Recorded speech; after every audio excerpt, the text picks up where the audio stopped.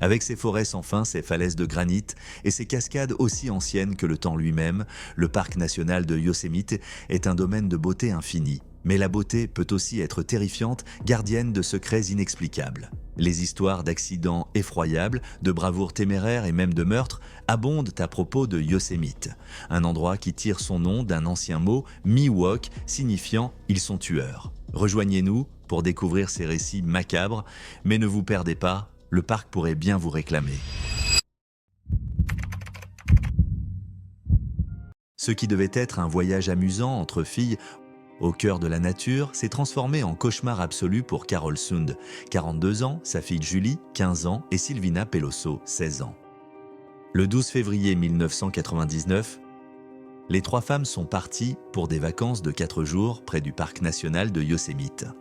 Carol, Julie et Silvina ont quitté leur domicile à Eureka, en Californie, sans peur et sans se douter de ce qui allait arriver. On ne peut qu'imaginer l'excitation des trois femmes alors qu'elles montaient à bord de leur vol pour San Francisco. Silvina était une étudiante en provenance d'Argentine. Elle et Julie étaient devenues amies et les Sund étaient très heureux de l'accueillir. Une fois atterrie, Carol a loué une Pontiac Grand Prix rouge de 1999. Elles avaient beaucoup à faire et à voir, et seulement 4 jours avant de retrouver Jens, le mari de Carol, à l'aéroport de San Francisco pour l'accompagner dans un voyage d'affaires en Arizona. La première étape des femmes était Stockton, en Californie. Là, Julie a participé à un concours de cheerleading. Après le concours de Julie, les trois femmes ont repris la route. Elles sont arrivées à El Portal, en Californie, le 14 février. Elles prévoyaient de rester là quelques jours pour explorer le parc national de Yosemite. Elles ont pris une chambre au Cedar Lodge, un complexe situé à seulement 8 miles de l'entrée du parc. Les femmes ont passé la journée suivante, le 15 février, à randonner sur l'un des nombreux sentiers du parc. C'est là, en pleine nature, que Carol, Julie et Silvina étaient le plus en sécurité. Revenir au Cedar Lodge pour la nuit s'est avéré être une erreur terrible et inattendue. Les femmes ont quitté le parc à un moment donné pendant la soirée. Elles étaient fatiguées et voulaient se détendre avant de dormir. Elles devaient rendre la voiture de location le lendemain et ensuite retrouver Jens, le mari de Carol, à l'aéroport de San Francisco. Mais entre les mains du destin, leur plan était voué à l'échec. Une fois de retour au Cedar Lodge, le groupe a demandé quelques vidéos à la réception du lodge. C'était la dernière fois que quelqu'un les voyait vivantes. Ce qui s'est passé ensuite était un crime horrible qui a secoué l'Amérique et marqué l'histoire des parcs nationaux. Le 16 février, Jens Sund fut stupéfait de constater que Carol et les filles ne s'étaient pas présentées à l'aéroport comme prévu. Jens était suffisamment inquiet pour contacter la police. Ensuite, les faits sont devenus plus flous. Il semblait que le départ avait été effectué à l'avance. Les clés avaient été laissées dans la chambre et rien ne semblait anormal. Mais il n'y avait aucune trace des femmes ni de la voiture que Carol avait louée. Pour aggraver les choses, la société de location de voitures a confirmé que Carol n'avait jamais rendu la Pontiac. Les policiers locaux, les rangers, les bénévoles, la famille et les amis se sont tous réunis pour fouiller le parc dans une tentative désespérée de retrouver les femmes. 2 semaines plus tard, le portefeuille de Carol est apparu inexplicablement à Modesto, intact. Étaient-elles encore en vie? À ce stade, la situation semblait désespérée. Le 18 mars 1999, les pires craintes de Jens Sund sont devenues réalité. La Pontiac rouge de 1999 a été retrouvée, cachée près de l'autoroute 108, dans la région de la forêt de Stanislaus, une région que les habitants utilisaient comme dépotoir. La voiture était brûlée. À l'intérieur de la voiture, les autorités ont fait une découverte macabre, 2 corps carbonisés qui ont ensuite été identifiés comme étant ceux de Carol Sund et Silvina Pelosso. À ce stade, le FBI s'est impliqué. Une semaine plus tard, les autorités ont reçu une note indiquant l'emplacement du corps de Julie. « Nous nous sommes amusés avec celle-ci », disait cruellement la note. Le corps de Julie Sund a été découvert le 25 mars près du lac Pedro, dans le comté de Tuolumne. Le corps était sévèrement décomposé, mais la cause de la mort était claire, la gorge de Julie avait été tranchée. Il a fallu un autre crime pour attraper le tueur. Joa Ruth Armstrong a été atrocement assassiné près de sa cabine. La veille, des témoins avaient repéré une voiture bleue garée près de la cabine de la femme. La police a utilisé cette information pour retrouver le tueur de Joa et a été stupéfaite de constater que toutes les pistes menaient à Cary Steiner, un homme à tout faire de 37 ans au Cedar Lodge Motel, qu'ils avaient déjà interrogé en relation avec les meurtres des Sund et Pelosso. Cette fois, Steiner a avoué. Le soir du 15 février, il a tenu Carol, Julie et Silvina sous la menace d'une arme. Il a promis qu'il ne leur ferait pas de mal si elles coopéraient. Il a menti. Il a ligoté et bâillonné les femmes, étranglé et abattu Carol, puis agressé sexuellement et tué Silvina Peloso. Il a ensuite emmené Julie au lac, où il l'a agressée sexuellement avant de lui trancher la gorge. Bien que Steiner ait plaidé non coupable des meurtres des Sund et Peloso, invoquant la folie, le juge a décidé de le condamner à mort 3 fois, une fois pour chaque meurtre. Cary Steiner a maintenant 62 ans et est toujours vivant.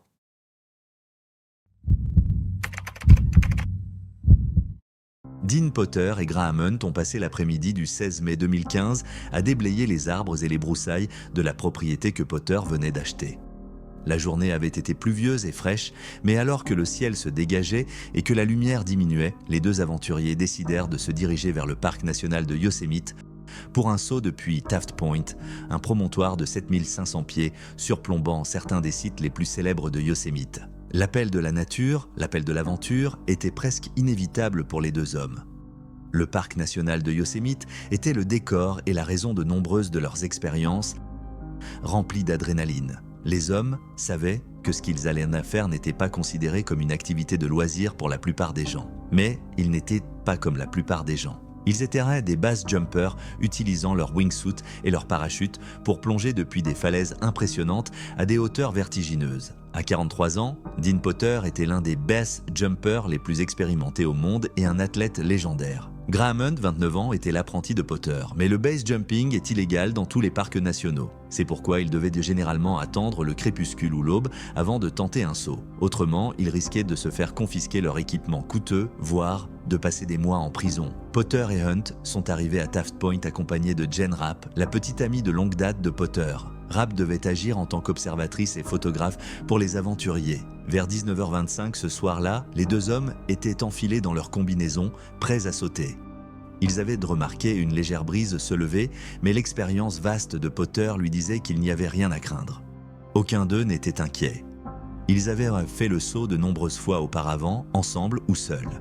Ils chérissaient et recherchèrent cette sensation unique de la chute, l'adrénaline et la douce caresse de l'air lorsque leur wingsuit se gonflait. Ils prévoyaient de voler vers la droite en direction de la vallée. Pour ce faire, les hommes devaient franchir Lost Brother, une crête qui descendait, se terminant par un mur vertical. La crête avait une encoche, une indentation en forme de V, familière aux deux sauteurs. Hunt passait habituellement par l'encoche, mais Potter préférait contourner la crête par la gauche. Potter fut le premier à sauter. Hunt le suivit. Rapp prit des photos, mais les hommes tombèrent rapidement hors du cadre avant que l'objectif ne les capte à nouveau, cette fois en train de planer. Hunt dépassa naturellement Potter, sa combinaison était faite pour la vitesse, tandis que celle de Potter était adaptée au long vol. Dean Potter cherchait constamment à améliorer ses tactiques. En fait, il avait passé du temps au Canada à travailler sur un nouveau design destiné à lui permettre d'atterrir sans utiliser de parachute. Il plaidait également constamment pour la légalisation du base jumping. Potter pensait que le sport devrait être légal dans les parcs nationaux qui, selon lui, offrèrent de nombreux spots naturellement sûrs pour sauter. Mais quelque chose d'inattendu s'est produit ce soir-là. Alors que Jen Rapp prenait des photos, elle vit Graham Hunt virer à gauche. Hunt changea immédiatement d'avis et vira de nouveau vers la droite. Pendant ce temps, Dean Potter se dirigeait vers l'encoche. Ils disparurent dans le trou, hors de la vue de Rapp. Puis, un bruit. Un second bruit plus sourd et plus lourd suivit. Rapp ne pouvait pas imaginer le pire. Elle attendit un signal des hommes, mais rien ne se produisit. Rapp quitta le parc et retrouva Rebecca Haney, la petite amie de Hunt. Haney était très inquiète. Lorsqu'il devint clair que quelque chose de terrible avait pu se produire, les deux femmes contactèrent Mike Gauthier, le chef de cabinet de Yosemite. Gauthier fut celui qui assembla une équipe de recherche et de sauvetage de Yosemite. Si Potter et Hunt étaient encore en vie et blessés, le temps était essentiel. L'équipe fouilla pendant des heures, en vain. Ce n'est que le lendemain matin, le 17 mai, que Potter et Hunt furent retrouvés, lorsqu'un hélicoptère de l'État de Californie se joignit aux efforts de recherche. Les pilotes utilisèrent les photos de Rapp de la veille pour repérer l'emplacement probable de l'accident. 2 Rangers furent alors transportés sur le site. Dean Potter et Graham Hunt étaient morts. Les corps furent récupérés et un mémorial fut érigé à Taft Point. Des plumes, une canette de bière, des drapeaux de prière tibétains et une photographie de Potter ornaient le point de vue lorsque Rapp y retourna, 3 jours après l'accident. La cause de l'accident reste un mystère, bien que les théories abondent. Certains disent que Potter a vu Hunt heurter le mur et a perdu sa concentration, ce qui a causé son propre crash. D'autres pensent que les manœuvres de Hunt et son crash ont causé des perturbations de l'air qui ont emporté Potter vers sa mort. Potter avait sauté avec un smartphone attaché à sa tête, mais l'appareil était trop endommagé par l'impact. Le seul à connaître la vérité est Yosemite lui-même. Tomer Frankfurter n'avait qu'un seul objectif lorsqu'il escaladait le bord de la falaise, obtenir des photos vraiment cool de son voyage. Il n'avait pas peur, après tout, Frankfurter savait qu'il ne serait pas le premier touriste à prendre des décisions risquées pour créer des souvenirs inoubliables. Et il était jeune, à peine 18 ans. À cet âge, tout semble possible, tout sauf le pire. C'était le 4 septembre 2018 et Tomer Frankfurter visitait le parc national de Yosemite. Le jeune homme effectuait une tournée de 2 mois aux États-Unis. Après quoi il devait retourner chez lui, en Israël, pour commencer son service militaire obligatoire dans l'armée israélienne. Frankfurter passait son séjour avec un ami de la famille de Fresno, en Californie. Frankfurter et son ami sont arrivés ensemble à Yosemite. Frankfurter choisit de suivre le Mist Trail, la randonnée emblématique de Yosemite. Avec des vues à couper le souffle tout au long du parcours, le Mist Trail est extrêmement populaire auprès des touristes. Ainsi, ce n'est pas exactement une randonnée solitaire, mais les foules se raréfient à mesure que l'on se rapproche d'un lieu vraiment spectaculaire, le sommet de Nevada Fall, une cascade de 594 pieds de haut. Les touristes les plus aventureux et en forme optent pour randonner l'intégralité du Mist Trail afin d'atteindre le sommet de la cascade. Le 4 septembre 2018, le jeune Tomer Frankfurter en faisait partie. À un moment donné, pendant la randonnée, Frankfurter et son ami se sont séparés. Mais comme le Mist Trail est si populaire, il n'a pas fallu longtemps avant que Frankfurter ne trouve un groupe amical de touristes venant d'Israël, d'Allemagne et d'autres pays et décide de les rejoindre pour le reste de la journée. Le sentier devenait de plus en plus ardu à mesure qu'ils se rapprochèrent du sommet de Nevada Fall. Mais l'effort en valait largement la peine. Une fois arrivé au sommet de la cascade, le groupe décida qu'il était temps de déjeuner avec vue. L'endroit était à couper le souffle, avec le rugissement tonitruant de l'eau soulignant la beauté de la vallée en contrebas. Alors qu'il se préparait à repartir, Tomer Frankfurter eut une idée de dernière minute. Il dit à ses nouveaux amis qu'il voulait essayer de recréer une photo qui avait beaucoup de succès sur les réseaux sociaux. Dans celle-ci, un touriste visitant Telegraph Rock près de Rio de Janeiro, au Brésil, se suspendait à un surplomb rocheux, comme si la personne se trouvait à des milliers de pieds au-dessus du sol. Ce que Frankfurter ne réalisait pas, c'était que la photo n'était qu'une illusion d'optique, avec le rocher suspendu à seulement 3 pieds au-dessus d'un sentier en contrebas. Frankfurter jeta son sac à dos de côté et tendit son smartphone à une femme du groupe, lui demandant de prendre quelques photos. D'autres membres du groupe essayèrent d'intervenir, arguant que c'était trop dangereux. Mais Frankfurter était déterminé, il voulait ces photos. Ignorant les autres, le jeune homme de 18 ans commença à escalader le bord de la falaise et se suspendit au-dessus de la cascade. La femme prit plusieurs photos de Frankfurter, puis vint un cri soudain à l'aide. Au début, certains des randonneurs pensèrent que l'adolescent plaisantait, mais ensuite, ils le virent. Ses bras tremblaient, scintillant de sueur. Il luttait pour s'accrocher. Plusieurs membres du groupe se précipitèrent pour l'aider, mais essayer de le tirer de nouveau sur le sentier devint impossible. Les sauveteurs potentiels ne pouvaient pas obtenir une bonne prise sur les bras mouillés de sueur de Frankfurter. Et il n'y avait aucun équipement qui pouvait les aider à le tirer. Tout s'est terminé en un instant. Il a glissé de leur emprise. Puis, Tomer Frankfurter est tombé à sa mort, à environ 600 pieds, en contrebas, près de la rivière Merced. Il est mort sur le coup, devenant l'une des au moins 300 personnes à être mortes après une chute d'une grande hauteur dans le parc national de Yosemite.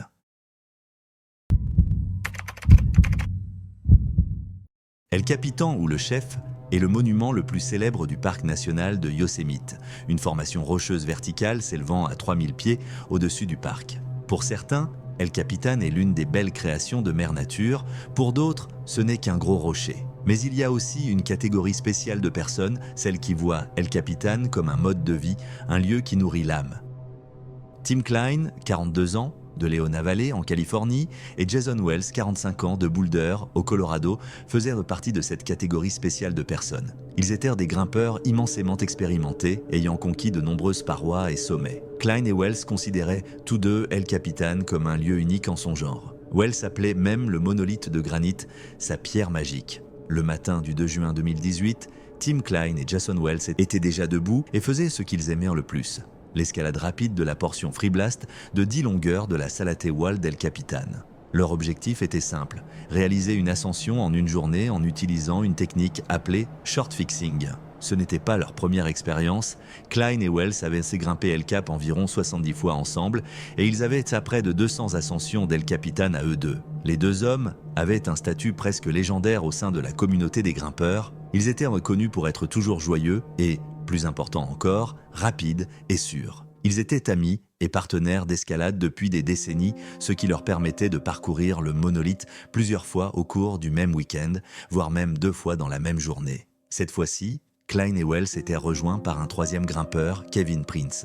C'était un samedi typiquement chargé sur El Cap. Plusieurs équipes de grimpeurs étaient à la fois devant et derrière Klein, Wells et Prince. Alors que les 3 hommes progressaient sur la Salate Wall, ils rencontrèrent Jordan Cannon et son équipe. Ils dépassèrent rapidement Cannon, montant la paroi à toute vitesse. Quand Cannon regarda les hommes, il lui sembla que Wells et Klein grimpaient en simultané. Si son observation était correcte, alors Klein et Wells étaient attachés à la même corde tout en se déplaçant en même temps. Cannon remarqua également que Prince grimpait en solo sur une corde que Klein avait sécurisée à des ancrages à boulons positionnés au-dessus de la portion $half de l'ascension. Il sembla à Cannon que les hommes avançaient rapidement, utilisant la technique du short fixing sans placer beaucoup de protection. Alors que Jason Wells et Tim Klein progressaient à travers les longueurs 9 ou 10, une portion modérément difficile de l'ascension, approchant des Mammoth Terrace, la chance et l'expérience les trahirent. Il était environ 8h15 quand Jordan Cannon, que les hommes avaient de dépasser plus tôt, entendit un bruit sourd venant d'en haut. Quand il leva les yeux, Cannon vit Jason Wells tomber d'environ 196 pieds avant de s'arrêter brièvement. Puis, Wells tomba encore plus loin et heurta la paroi. Presque instantanément, Cannon entendit Tim Klein crier. Klein tomba aussi. Leur corde se prit derrière un bloc, suspendant les hommes dans les airs pour un très court moment. Mais ensuite, la corde fut coupée, condamnant Wells et Klein. Les hommes tombèrent à leur mort, environ 1000 pieds plus bas. Les autorités n'ont pas pu déterminer pourquoi les 2 grimpeurs expérimentés sont tombés. Selon Cannon, il était également impossible de déterminer s'ils avaient du matériel entre eux en raison de la corde coupée à quelques pieds au-dessus du nœud de Klein. Leur accident est ainsi devenu un autre mystère de Yosemite. Tim Klein et Jason Wells sont tous deux souvenus affectueusement par ceux qui les connaissaient et par ceux qui ont été inspirés par les performances extraordinaires du duo. Klein était un enseignant apprécié au lycée de Palmdale, élu 2 fois enseignant de l'année. Il laisse derrière lui sa femme et ses 2 jeunes fils. Wells travaillait comme gestionnaire d'investissement et est rappelé pour son immense amour de l'escalade.